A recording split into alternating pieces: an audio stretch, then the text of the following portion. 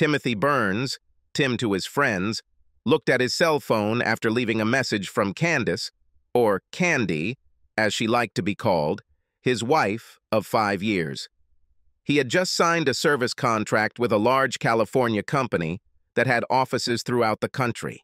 He knew his boss, Jake Hudson, would be extremely pleased as the new contract meant a significant expansion of his IT firm. The new contract also meant a significant increase in his salary. Maybe now, he thought, he and Candy will finally be able to start their own family, as they had planned. But he had concerns that had begun to creep into his mind after his camping trip with Jake a little over a week ago. There was something a little different about her when they returned from their trip. It seemed like her mind was on something else most of the time, and she was starting to get a little snappy with him. But that was not all. He noticed something else when they got home and threw their clothes into the laundry basket. A pair of her panties had something in the gusset. He picked them up and noticed that whatever it was already hardened and had a very distinctive smell. Then it dawned on him, and he felt as if his whole world had collapsed. He vowed to find out the truth. He knew he would be heading to the West Coast, so he visited an attorney to see what his options were. If Candy cheated, he thought, it would be the end of their marriage. "Are you sure that your wife is cheating on you?" asked Ruby Hawkins. Ruby was a lawyer who specialized in family law and divorce and was recommended to him by a friend who had just divorced his wife for cheating. "Not 100%, he said, "but I need to know, and if that's the case, I want a divorce." "Well then," said Ruby, "most divorces in this state occur without anyone's fault. You can file on the grounds of adultery, but you will need compelling evidence." "Do you mean, for example, photographs or videos?" Tim asked. "Yes," said Ruby. "If you want, I can instruct an investigator to follow her and find out for sure." "Yes, please," Tim said. "What can I expect during a divorce?" "Well, since she makes about the same amount as you do from your teaching job, there's a chance that we can save you from having to pay her any child support," Ruby said. "You don't own any real estate and you don't have any children, so essentially it's going to be split 50-50. You keep your pension and she keeps hers. Essentially, this is an even distribution of assets. If she cheats on you, we will use that as a basis and use whatever evidence we have to ensure a good outcome. I'll start the paperwork and we'll send it when we have the evidence." "Okay," Tim said. "Let's do that. I'll be out of town for about 3 days, so I think that's when she'll probably do it." She called her investigator, Marvin Johnson, and he suggested Tim install a tracking app on her phone. He also gave Tim a device to record phone calls on his landline and an audio recorder, which he hid in her purse. Tim hated doing this, but he had to know the truth. There were other clues as well. Ever since they'd gone camping, Jakey had seemed even more arrogant and condescending than before. It was almost as if he knew something that Tim didn't. He managed to hold out for a week, and Candy drove him to the airport, kissing him goodbye. "I'll call you this evening after dinner," he said. "Okay, honey," she told him. "Have a good flight."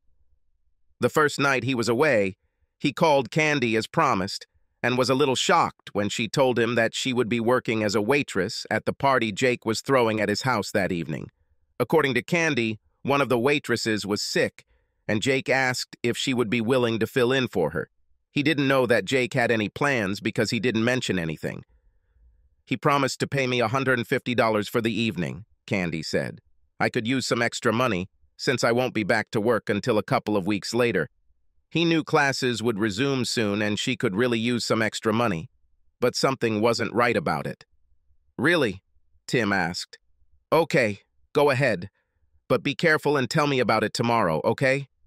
"Okay," she said. "You know that I love you, right?" "Yes," he said. "And I love you too. Good night." He finished the conversation, but a knot began to twist in his stomach. He called the investigator.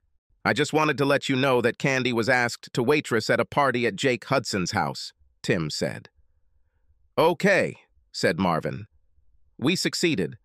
I'll forward you everything we find out." "Thank you," Tim said, ending the conversation. The next day, he called Candy on her cell phone, but received no answer. He also called his home phone, but only got an answering machine. Of course, she didn't spend the night with Jake, he thought to himself.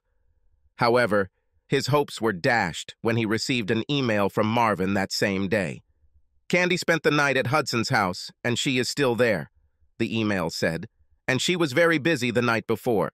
I've attached a couple of photos, but I want to warn you that they are quite graphic. I will give you my full report when you return. Tim opened the attachments, and his heart sank. His beloved wife was there with whom he lived for 5 years. She had sex. With 3, damn it, 3 men. Men he had once considered friends. His hands began to shake and tears began to flow from his eyes. He couldn't believe what he was seeing. He tried calling her again, but it went straight to voicemail. He also tried to call his home phone, but only got an answering machine. He didn't leave any message and went to the hotel bar to drown his sorrows. The next morning, he checked the tracker and found that Candy's phone was still at Jake's house, which meant she was probably still there. Marvin confirmed this assumption with an email that contained 2 more photographs of his wife. The nature of the photographs was the same as the previous ones, but with 10 men, including Jake, his son Mike, and 5 more employees of Jake's IT company. He had once considered all these people to be reliable colleagues, but that was no longer the case. He didn't recognize the other 3 and assumed they were Mike's friends. He completed his business with the California client and, contract in hand, checked out of the hotel and caught an early flight home. He caught a taxi at the airport and noticed that Candy's car was missing when he arrived home. Checking the tracker, he saw that her phone was still in Jake's house. He went inside, changed his clothes, and called Ruby's office. He was surprised when her receptionist said that she was free and could see him in the afternoon. He called Candy on her cell phone and was surprised when she answered. She seemed out of breath when she answered. "Hello?" she asked. "Hi, it's me, Tim," he said. "Where are you?" "I'm home. Just finishing up a few things before class starts," she said. He was shocked that she had lied to him so blatantly. "I see," he said. "Well, I'm done here in California and I'm heading home." "Oh, okay," she said. "I missed you so much. Call me when you land and I'll pick you up at the airport." "No, don't worry," he said. "I'll take a taxi. Bye." He ended the conversation and wondered if she noticed that he didn't tell her that he loved her, or that they would see each other later. Shaking his head, he left the house and went to visit Ruby. Candy looked at the phone after Tim ended the call. He always ended his calls by saying he loved her, but this time he didn't. In fact, she noticed that his voice didn't sound friendly at all. She fully intended to return home after that first night, but lying naked between Jake and his son felt so good that she just couldn't leave. After all, she owed it to herself, she thought. This will all end when classes start again, she thought. And Tim would never know. So she spent the next day and the next night with Jake and his son Mike. That second day, Jake went to work for a couple of hours, but Mike kept her busy and even made arrangements with several of his friends. When Jake returned home, she was having sex with Mike on Jake's bed. When they finished, Jake sat up and looked at her. "So maybe I should send your husband somewhere more often," he said with a sly smile. "You know that my classes are resuming soon?" she said. "So I won't be available for a week. I wouldn't dare do anything like that while he's still at home." "Why not?" Jake asked. "Maybe for a change he would enjoy seeing how real men treat you." Jake and Mike both laughed at this. "Well, I have to admit I had a great time," she said. "But I still love Tim, and I don't want to hurt him." "Well, maybe I can see to it that he gets sent away for the weekend," Jake said. "That way you can come and play with us in the house." "Sounds funny," she said. "But at some point he will find out anyway. Tim is not a fool, you know." "Don't worry," Jake said, picking up his video camera. "I'll take care of Timmy boy. There is only one thing." "What is this?" she asked. "I don't want you to have sex with him anymore," Jake said. "Now you belong to us. Understood?" "But how will I do this?" she asked. "You'll think of something," Jake said. "Come up with some excuse. You know, like, I have a headache, or something like that. Okay, I'll try, she said. Later that day, several of Mike's friends came over and had the opportunity to try Candy's products. Jake invited a few single guys from the group. She was now officially a party slut and enjoying it. Tim was simply shocked when he saw all the evidence Marvin had collected. In addition to the photographs, he had 2 DVDs of videos of his wife performing a variety of roles with several men, things she would never do for him. His love for her faded after he witnessed her debauchery. Ruby consoled him as best she could, but it was a lost cause. How could she just like that 5 years later turn into such a traitor, he wondered. And what did I do to deserve this? What about Jake? He considered this man somewhat older than himself a friend. Now he knew better. I'll go ahead and file for divorce, citing adultery, Ruby said. If you want, I can also file a lawsuit for alienation of affection against Jake and the men you work with. These types of lawsuits don't usually go very far, but I think we can get a good settlement. Do what you have to do, Tim said. Just don't do anything stupid, Ruby said. I don't want to post bail for you from jail. Tim shook his head. Don't worry, he said. I won't. When can you prepare the documents? I can have everything ready to ship in just a couple of days, she said. In the meantime, try to behave normally around your wife. I'm not that good an actor, Tim told her, and I will never touch her again. God only knows what she got from all these men. Tell her you're not feeling well, Ruby suggested. This should buy you some time.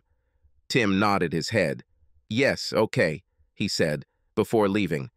As he sat in his car, he suddenly realized something else. There was no way he could work for Jake again, and he would never be able to bear the presence of men nearby who would cuckold him. He took out his phone and scrolled through his contacts until he found the number he wanted. He dialed the number and hoped for the best. Carlson, said the man on the other end of the line when he answered. John, this is Tim Burns, Tim said. Tim, how are you, old friend? Asked John. It could have been better, Tim said. Listen, is this vacancy at Empire still open? John Carlson, CEO of Empire, had been trying to get Tim on board for some time, but Tim felt he needed to stay with Jake out of loyalty. However, now there is no trace of this devotion left. Of course it is, said John. Have you finally decided to join a reputable company? Yeah, something like that, Tim said. Some things caught my attention and I found that I could no longer work there. I'm sorry to hear that, John said. Is there anything I can do? Just give me a job, Tim said. I promise I will work just as hard for you as I do for Jake. Of course, said John. Can you start on Monday? Absolutely true, Tim said. Okay, John said. Look, why don't you and your pretty wife come over tonight and try Rose's famous lasagna? We can catch up and I can discuss the compensation package with you. I would love to, but unfortunately, I can't come with my wife, said Tim. About? Asked John. What's happened? I really don't want to go into detail over the phone, Tim said. I can go a little deeper into this tonight if you want. Of course, Tim, John said in a worried tone. You know, Rose is a licensed counselor. Maybe she can help you if you want. That actually sounds good, John. I appreciate it, Tim said. Okay, John said. I'll call Rose and let her know. Do you think you can come in at, say, 6:30 p.m.? Of course, said Tim. Today at 6:30. Thanks again, buddy. With pleasure, said John. They ended the conversation and Tim felt as if a huge weight had been lifted off his back. He started the car and headed home. When he got there, he noticed that Candy still hadn't returned from Jake's house. He grabbed his briefcase and went inside. He took a shower, changed clothes, and sat down at the computer, where he wrote a letter of resignation. Candy finally arrived around 5 p.m. and noticed her husband sitting at the computer. She went to kiss him, but he turned away, and she ended up kissing him on the cheek. Surprised, she looked at him before speaking. Everything is fine? She asked.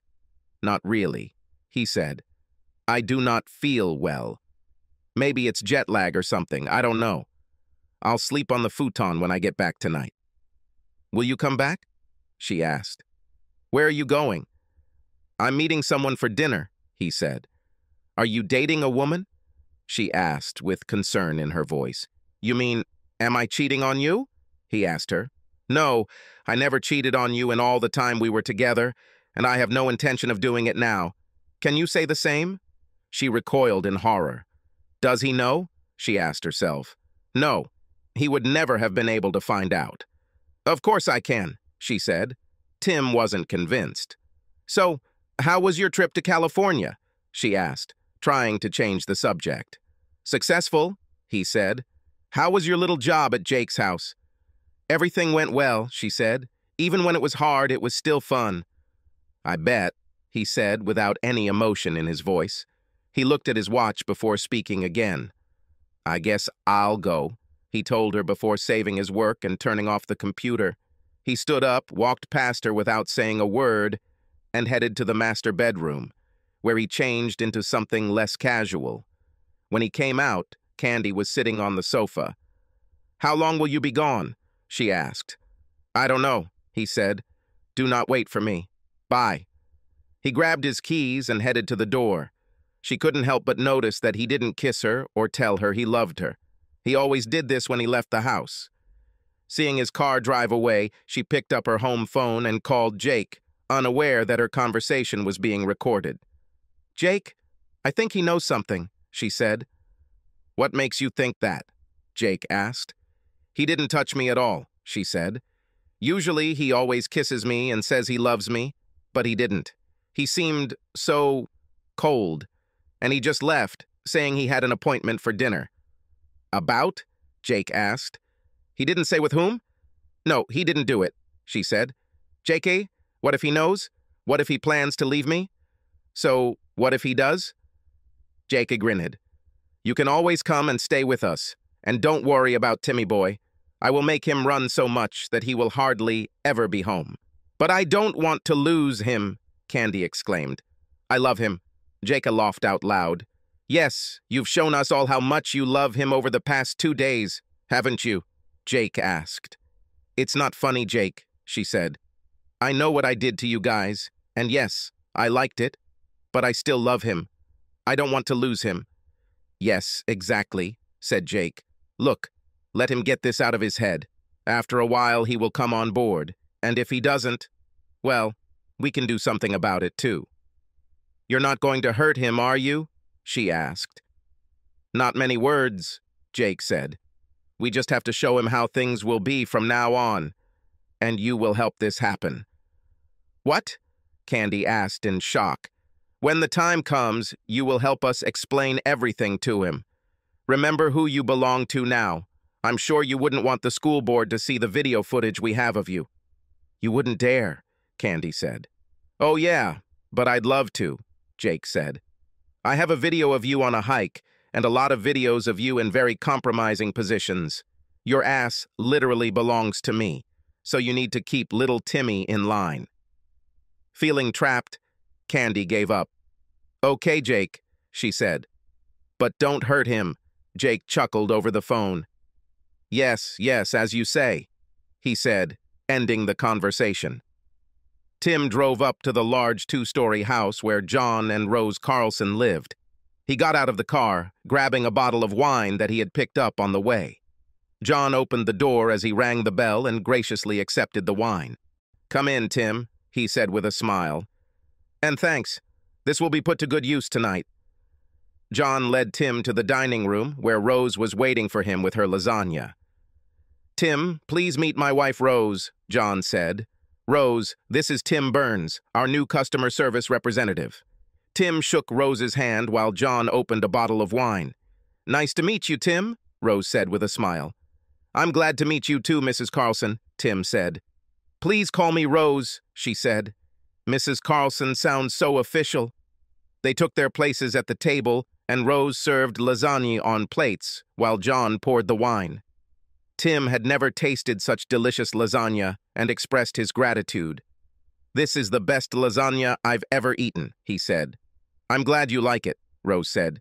This is one of my signature dishes. So, Tim, I don't want to pry into someone else's business, but I'm curious as to why you decided to break up with Jake so quickly, John said. Something happened? Tim nodded his head before starting. Yeah, something happened, Tim said. Please, Tim, tell us about this, Rose asked. Tim took a moment to collect his thoughts before telling them the story. Damn, John said. It's chilling. I sympathize with you, I really do. Something similar happened to me, but the circumstances were completely different. So what are you going to do now other than change jobs? I've met with a lawyer, and I'm filing for divorce, Tim said. My lawyer says it will be a pretty much even split. What about a consultation? Asked Rose. Did you think about that? This has gone too far, Tim said. I don't know what hit Candy. It's like she just flipped a switch and suddenly became a slut. I never thought she would have the strength to do this. How do you cope with all this? Asked Rose. Not too good, Tim said. My lawyer says that I should try to behave normally around Candy, but it is very difficult for me to do this. Right now, I can't even look at her. Maybe you should see a psychologist, she said. I can do it, Tim said. Trust me, Rose is the best in the business, John said. I think she can help you get through this if you want. In addition, this is included in your social package. That's definitely a plus, Tim said, laughing. I'm serious, John said. Rose was a godsend when I needed her. I know she can help you too. He turned to Rose. What do you think? Can you fit it into your schedule? Of course, she said. I think an hour a week should do the trick. What do you say about this, Tim? Tim thought about this proposal before answering. Okay, I'll do it, he said. John smiled and patted Tim on the shoulder. A good man, he said. I will make sure that you have the time necessary for consultation. Deal with Rose and let me know what you come up with. I'll do that, thanks, Tim said. Now, if you don't mind, honey, Tim and I will retire to my office to discuss his new job, John said. I don't mind at all, she said with a smile. And I'm looking forward to working with you too, Tim. Thank you, Tim said, standing next to John. They retired to John's home office, where he poured them each a glass of brandy. They spent the next 2 hours discussing his new job. By the time they finished, Tim felt like he was taking control of his life again. Tim shook John's hand and headed back home. It was around 10 p.m. when Tim arrived at his house. He looked around and saw that the lights were still on in his house. He hoped Candy was there alone. He got out of the car, walked into his house, and saw Candy sitting on the sofa. So, how did your little meeting go? She asked. Very good, thank you, he said. Now, if you don't mind, I'll go to bed. Good night. He went into the second bedroom, where his computer was, and began to undress. Are you sleeping here now? Candy asked from the door. Yes, said Tim. I'm still not feeling well, so I'll sleep on the futon. This is problem? No. I think not, she said. It's just that you've been gone for 3 days, and I was hoping that we could, play a little. I'm not in the mood today, Tim said. In fact, the thought of touching her right now made him disgusted. Okay, she said quietly. Maybe tomorrow? I don't know, he said. Let's see. She nodded her head and turned away. She couldn't help but wonder if he even knew anything about her actions lately. The next day, he got up before Candy, grabbed his resignation letter, and poured himself a cup of coffee. He saw Candy's purse on the kitchen table and grabbed the audio recorder, then downloaded the audio recording of yesterday's phone call. He left the apartment without saying goodbye or telling Candy that he loved her. She heard the door close as he left and went to bed. Tears rolled down her cheeks. When he got to the office, he barely spoke to anyone. He greeted his secretary, then walked into his office and closed the door. He was gathering his things when Jake walked into his office. What is this? Jake asked. Tim reached into his briefcase and pulled out 2 envelopes. One of them is a signed contract from California, he said. And the second is my resignation, effective immediately. I believe you owe me a bonus for getting the California bill, and you owe me my final salary along with the rest of my vacation. Resignation? Jake asked in shock. What the hell? Why are you leaving? I need you. Seriously? Tim asked. You really don't know why? Do you think I'm stupid or something? You know that's not true. To be honest, some things caught my attention, and I decided I couldn't work here anymore. So I got a job at another company. I'll be leaving you in just a few minutes. Then I went to the HR department. Wait, Tim, can't we talk about this? Jake asked. Tim shook his head. There's nothing to talk about, Jake, Tim said. I'm over it. Finished. I considered you my friend, but you stabbed me in the back and ruined my marriage. You can find someone else to cuckold. So that's what it's all about, Jake said. Well, just so you know, your wife was more than willing to have sex with me. We shouldn't let something like this ruin your career. Just go with the flow for a while. Let Candy sow some wild oats for a while. When she's done, she'll be all yours again. Do you really think I would agree to something like that? By the way, how long have you been having fun with her? Well, the first time was at the campsite, Jake said. On the second day, when you and the others were skiing. And you should know that she pestered me that day. She even told me that I'm bigger than you. She begged me to have sex right there. Tim never turned down Candy. He tried several times, but he just couldn't do it. He couldn't explain why, and Candy never said anything about it. And this was around the time you suddenly forced me to leave to take care of some things at the office, wasn't it? Tim asked. You wanted to get me out of the way so you could have sex with my wife. Jake grinned and nodded his head. Yes, so what? He asked. Tim isn't done yet. And this whole thing about hiring her as a waitress at your party was just another excuse to get her into bed, wasn't it? Tim asked. Yes, it was so. So what? Jake asked. Tim took out his phone and stopped the audio recording he had started when Jake entered the office. Thank you for your recognition, Tim said. Now, if you don't mind, I'm done packing. I'll go to the HR department and won't bother you. Wait, Jake said. You can't use this recording. We'll see, Tim said. I'm leaving here. Goodbye, Jake. You'll rot in hell, okay?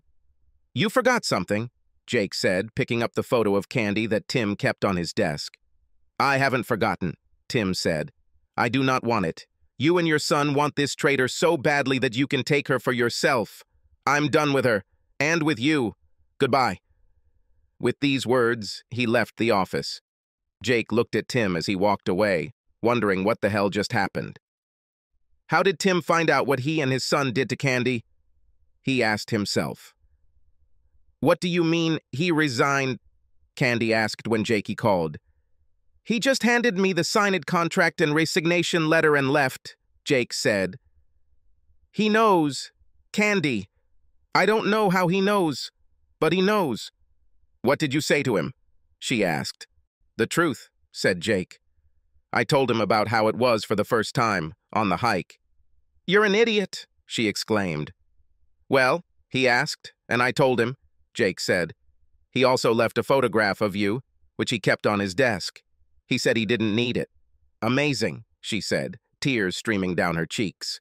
So what should we do now? She asked. It's not my problem, Jake said. He's your husband. You can handle this. Unless, of course, you want me to step up and make him see the error of his ways. No, she said. You've done enough, thank you. Stay away from this. I'll deal. As you say, he said. With these words, he hung up. Candy looked at her phone with tears streaming down her face. She didn't want a divorce, but she knew Tim wouldn't tolerate her cheating. She decided that she would do everything in her power to keep him. She sat on the sofa, holding her head in her hands, and sobbed over what she had done. A few minutes later, Tim pulled into the driveway. He saw Candy's car and looked around to see if Jake's car was anywhere nearby. Without noticing this, he grabbed his box and briefcase and went inside. He saw Candy on the couch and, without saying anything, went into his office. He closed and locked the door, then checked for voice recordings. He found the recording and listened to the conversation between Candy and Jake. He forwarded it to his lawyer and then quickly called her. Hi, Tim, she said. I just received your last email. Now I am preparing your documents. Okay, Tim said. When can they be submitted? If you want, I can pull some strings and my bailiff will deliver them later this afternoon, she said. Will this suit you? So it will be, thank you, he said. After hanging up, he walked over to his gun safe, opened it, and pulled out his old .45 caliber semi-automatic pistol. He had no plans to use it, but he didn't want any problems with Jake or Candy. He walked into the kitchen, put his briefcase on the table, and looked at Candy.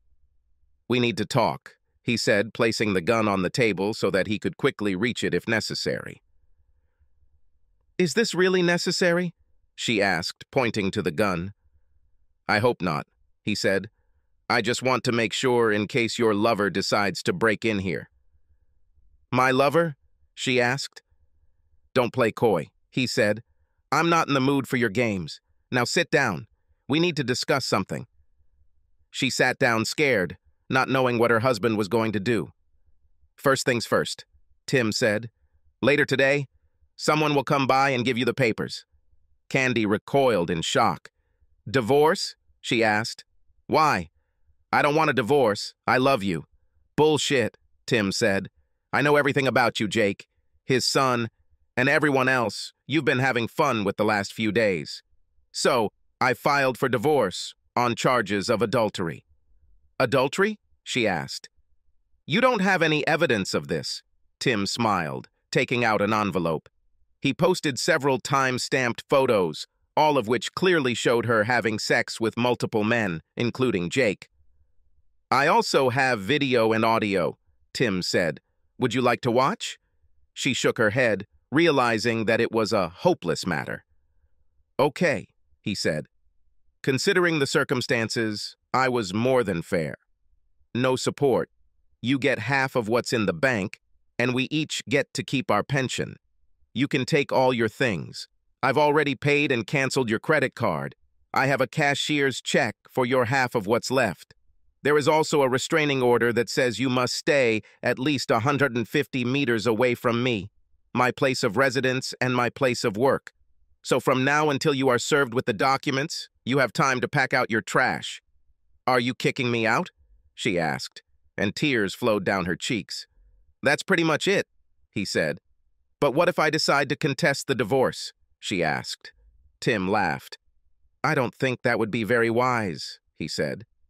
"What do you think the school board would say if some of these photos and videos just happened to appear?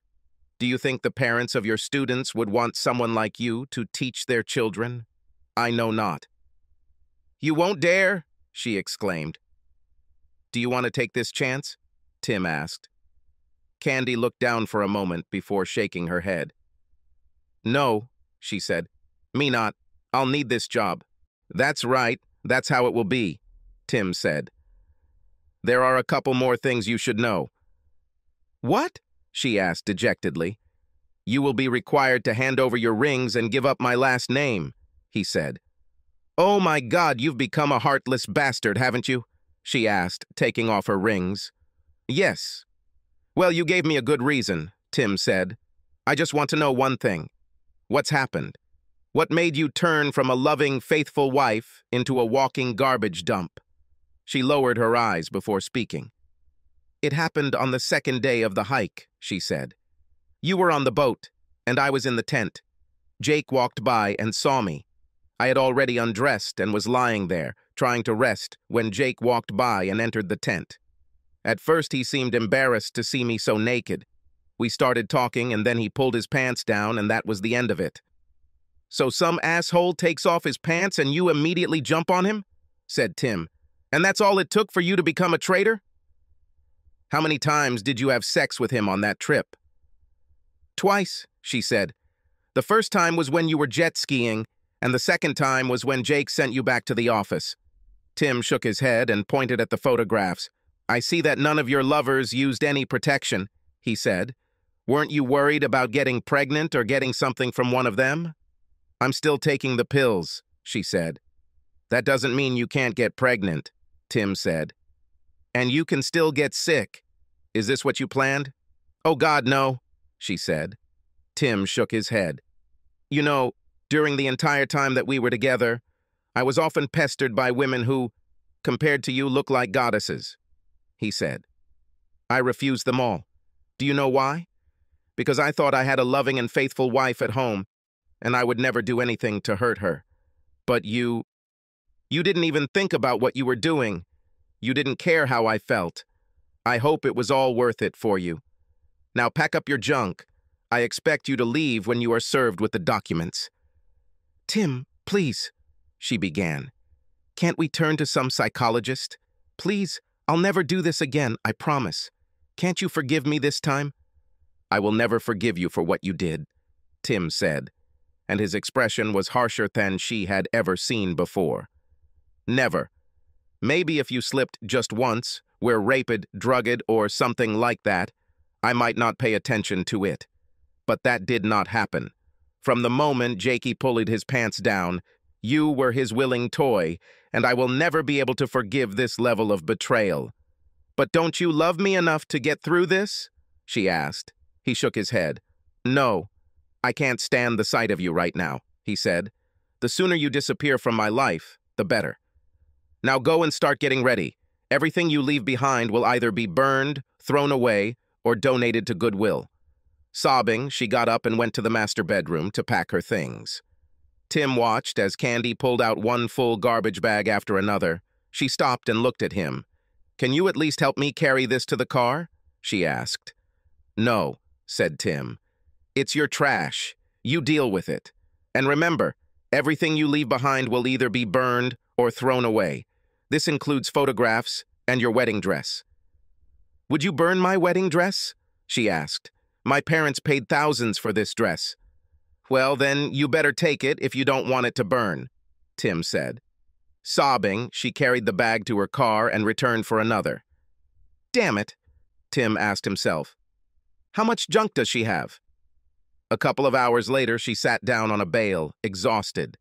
"I can't fit anything else in the car," she said. "Can I come back later for the rest? Please." "No," said Tim. "You will not be allowed closer than 150 meters to this place. Ask your parents if they can come pick them up if you want. I will refrain from throwing anything away for a few days." "Thank you, Tim. I appreciate it," she said. "Oh my God, I was just wondering, what am I going to tell my parents?" "Try telling the truth for a change," Tim said. "Tell them you cheated on me with my boss and others, and I'll throw you out." "Seriously?" she asked. "They will disown me if I do this. It's not my problem," Tim said. "But I guarantee you it will be much worse if you try to make me out to be the bad guy or make it look like one. You know how your parents feel about lying." Around this time, there was a knock on the door. "I think this is for you," Tim said. Candy walked slowly to the door and opened it to reveal the deputy sheriff. "Candace Burns?" he asked. She nodded her head. "It's me," she said. "Do you have any identification?" he asked. She took out her driver's license and showed it to him. After examining them, he returned them to her and then handed them the envelope. "You've been served, ma'am," he said. "There is also an injunction that requires you to vacate the premises immediately. You can sign the divorce papers now if you want." She nodded her head and took out the divorce papers. After looking through them, she asked for a pen and signed the papers. "I'll give this back to the lawyer," he said. "You need to leave right now. If you try to return, you will be arrested and sent to prison. You understand?" "Yes," she said, and tears flowed down her cheeks. She looked back at Tim. "I'm so sorry," she said. "Yeah, me too," Tim said. "Bye." "Goodbye," she said quietly, leaving. The deputy looked at Tim and nodded his head before walking away. The next few days were hectic for Tim. Candy never tried to contact him, but Jake called his home phone twice and left threatening messages. "Damn it, Tim. I know you're there," he shouted. "If you don't drop this lawsuit, I'll come and kick your fucking ass." Tim smiled, copied the voicemail, and forwarded it to Ruby, who in turn notified the local sheriff's department. Candy's parents also called asking if they could come pick up some more of her things. "Yes, of course," said Tim. "Just make sure she's not with you. She has a restraining order placed on her." "Okay," said George, Candy's father, with a sigh. When she and Candy's mother, Bernice, arrived, They took what Candy had left behind and used the time to convince Tim to call off the divorce. "Tim, she made a mistake," Bernice said. "Of course, you can forget about what she did and take her back. She's crazy about you." "What did she tell you, Bernice?" Tim asked. "She said she had a fight with your boss," Bernice said. "And that's all?" Tim asked. "Well, yes," she said. "She didn't go into any detail, and we didn't insist on it." Tim grabbed an envelope with photographs and DVDs and showed it all to Bernice and George. They were shocked when they saw the photos. "I'm sorry she didn't tell you the whole truth," Tim said. "As you can see, everything turned out to be much worse than she expected." "Oh my God," Bernice said. "I had no idea it was so bad." "I'm so sorry, Tim," she said. "I don't blame you for what you did." George's face turned purple with rage. "I will have a long conversation with our stupid daughter," he said. "Have you done anything else with these photographs?" he asked. Tim shook his head. "Not yet, but I warned her not to resist the divorce," he said. They commiserate with him for a moment and then finish packing up the rest of her things. Half an hour later, they left the house, giving Tim a warm hug and wishing him all the best. Later that day, as Tim was sitting watching TV, there was another knock on the door. He looked through the peephole and saw Jake, Mike, and two of Tim's former work colleagues. He walked into his office, grabbed the gun from the gun case, and called 911. Holding the gun behind his back, he barely managed to open the door before they rushed inside. "We'll kick your fucking ass," Jake growled. Tim pulled out his gun and pointed it at Jake, forcing them to stop. "You're not really going to shoot at us," Jake said. "You don't have the courage." "Do you really want to check this?" Tim asked. "Just so you know, I already called 911 and the police are on their way here right now. If you're here when they get here, you're going to jail for violating the restraining order." Jake, I think he's serious," said one of the other two men. Jake looked at him for a moment, then turned back to Tim. It was at that moment that they all heard a siren nearby and saw flashing red and blue lights. "Yes, Jake, I'm serious," Tim said. They turned to leave, but two very large uniformed police officers stood in the doorway. Tim lowered the gun. "Put the gun down, sir," one of the officers said. Tim obeyed, placing the gun on the kitchen table. "Sir, these people are violating the restraining order," Tim said. "They broke into my house and threatened me. I want them arrested." "Do you have a copy of the order?" asked another policeman. Tim nodded his head. "I have it, officer," Tim said. He pulled out an envelope that was lying on the kitchen table and handed it to the officer, who carefully studied the order. After a few moments, he returned the order to Tim, then turned to the four men. "Turn around and put your hands behind your back," the officer said. The four men glared at Tim as officers handcuffed them and read them their rights. Once they were handcuffed, one of the officers turned to Tim. "Do you have a license for this firearm?" he asked. "Yes, there is," said Tim. "Would you like to see this?" He pulled out his wallet and showed the officer his driver's license and his NRA firearms training card. The officer nodded his head after studying the cards. "Okay," he said. "Be careful with this thing. Do you hear me?" "I hear you, officer," Tim said. "Thank you." The next 3 months passed in a blur for Tim. He enjoyed working at Empire, much more than he ever did working for Jake. Weekly counseling with Rose also helped him deal with trust and anger issues. At the same time, he joined a gym and worked out 3 days a week. He also began taking martial arts classes, more for mental discipline than anything else. On top of that, he took a course of diet and exercise that Rose recommended to him. The divorce went through the system with ease, especially since Candy didn't contest it. However, alienation of affection lawsuits were somewhat different. Ruby warned that they might eventually be fired, and 2 of them were fired. However, the case against Jake surprised both Tim and Ruby. After hearing testimony, reviewing the evidence presented by Ruby, and Jake's financial statements, the judge ruled in Tim's favor and ordered Jake to pay $1 million in damages. At the end of the trial, he didn't have kind words for Jake. "Mr. Hudson, your conduct in this matter is beyond praise," the judge said. You not only took advantage of a man who considered you a friend, you abused your position as his employer to deliberately destroy his marriage and family. I also noticed that you have repeatedly violated the restraining order against you. I therefore find in favor of the plaintiff and order you to pay compensation in the amount of $1 million. Your Honor, this is highly illegal, Jake's lawyer said, standing up. Mr. Winthrop, this court finds Mr. Hudson's conduct not only unlawful, but absolutely disgusting. The decision stands, the judge said. When should this restitution be made? Asked Winthrop. Immediately, said the judge. Unless, of course, your client chooses to spend some time in jail for contempt of court. No, Your Honor. My client will pay as ordered, Winthrop said, sitting back down. Okay, said the judge, and God help you if that check gets rejected. Case is closed. He banged his gavel, ending the hearing. Jake wrote out a check and gave it to his lawyer, who gave it to the bailiff. After the judge took note of the check, the bailiff handed it to Ruby, who in turn handed it to Tim. To Tim's surprise, the check did honor the bank, and it paid Ruby her share of the judgment. While working at Empire, Tim was contacted by several of Jake's clients. Word of the lawsuit seemed to spread around the world, and a number of companies were leery of continuing to do business with someone who was intentionally ruining another man's marriage. In their opinion, a person who would deliberately destroy a friend's marriage simply cannot be trusted. The way things were going, Tim believed Jake would go bankrupt within a year. All this time, Tim refused to go on dates, although several very nice women from the company approached him. In his opinion, he will be a married man until he receives his final divorce. Once this happens, he will be free to continue the relationship, but not before.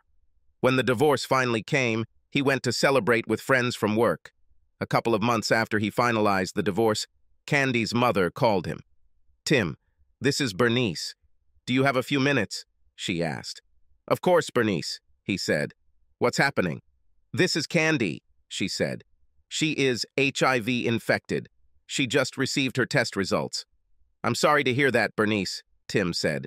But to be honest, I'm not surprised. Besides, we're officially divorced now, so there's nothing I can do about it. She is not covered by my insurance, and I am not responsible for her. I know, Bernice said. I was just hoping that maybe you would understand it deep down and talk to her a little. Well, I think I can, but I don't know what good it will do, he said. Please just come and talk to her for a few minutes, Bernice begged. Tim thought for a moment before answering. Okay, he said. I'll come in for a few minutes. Thank you very much, Bernice said. Tim drove up to Bernice and George's house and was shocked to see how thin and frail Candy looked. She walked towards him, but he waved her away. Saddened, she sat down and invited him to sit on the sofa. You look good, Tim, she said. Better than I remember. How are things going with you? Okay, Candy, he said. New job, new friends, new outlook on life. How are you doing? Not good at all, she said. You know that I am HIV infected. That's what your mother said, he told her. I'm sorry to hear this, but to be honest, I'm not surprised. Do you know when you became infected? I think it was one of the days I spent at Jake's, she said. That day I had a lot of unprotected sex with several men. Does Jake know? He asked. She shook her head. Not yet, she said. I'll have to tell him so he can get tested too. I'm sure he won't take it well, Tim said. No, probably not, she said. Look, Tim, I just wanted to apologize to you one last time and hope that maybe you would understand it in your heart and forgive me for what I did to you. I now realize that my actions ruined many lives. I could have said no at any time, but I didn't. I was stupid and greedy, and I let my hormones get the better of my rational mind. And now I'm paying for it. I had the best husband and lover a girl could ask for, and I gave it all up for something new a few days ago. I know you hate me, and you have every right to, but I don't want to go to my grave without your forgiveness. Tim considered her words carefully.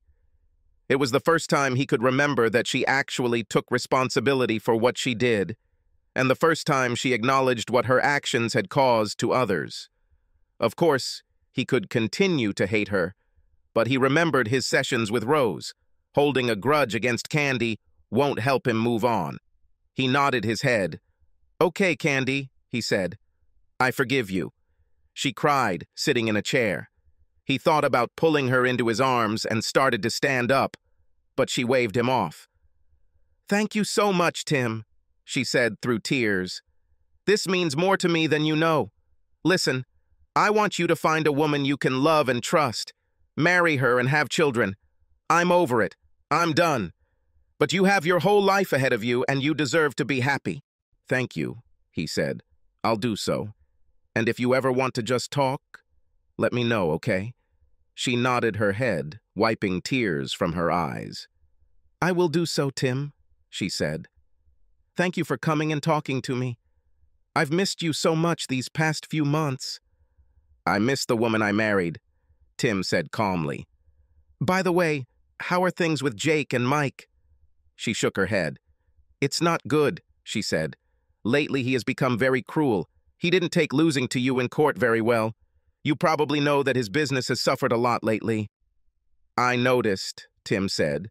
"Did he hurt you, physically?" "Not yet, but he's very harsh," she said. "Do you want me to be with you when you tell him about your diagnosis?" Tim asked. "No, but thanks for asking anyway," she said. "This is my responsibility and I have to deal with it. You know, I keep thinking that if I had just told him to leave that first day of camping, we would still be together." "It's quite possible," Tim said. "But I have a feeling that at some point it would have happened anyway. He's been hunting you for quite some time." "I think you're right," she said. "Look, I'm really tired and I need to rest before I come back. Thanks for coming. This means more to me than you know." "You're welcome, Candy," he said. "And remember, call me if you just want to talk." "Fine?" She nodded her head weakly. "I will do so," she said. "Goodbye, Tim," she added. "Think about me from time to time. Fine?" He sensed a certain finality in her last statement and wondered if she intended to commit suicide. "I will do so," he said. "Just don't do anything stupid, okay?" She smiled. "I won't," she said. He stood up and headed towards the door. Bernice approached him before he left. "Thank you, Tim," she said, hugging him. "It means more to her than you think, and for me too." "You're welcome, Bernice," he said. "Keep an eye on her, okay?" "I will do so," she said.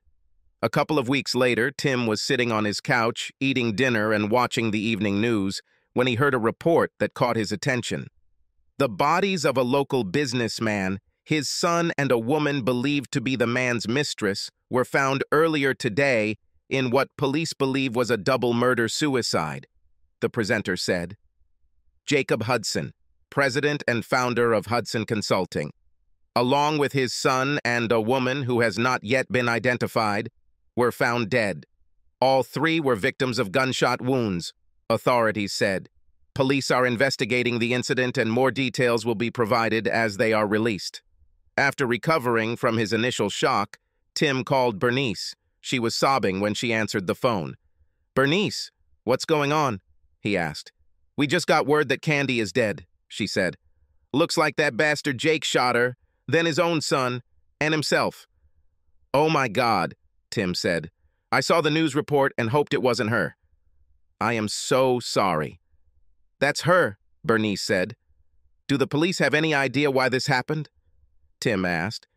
"They're not 100% sure," she said, "but I'm pretty sure she told Jake about her HIV and he lost his mind. They are now conducting an autopsy." "I'm really sorry, Bernice," Tim said. "I want you to know that I never wanted this to happen." "I know, Tim," she said. "Candy made her own bed and paid for it. Still, it's hard to lose your only child like that. I'm just glad you were able to make peace with her. I like to think she's in a better place now." "Fine, let me know if there is anything I can do," he said. "Thank you, Tim," she said.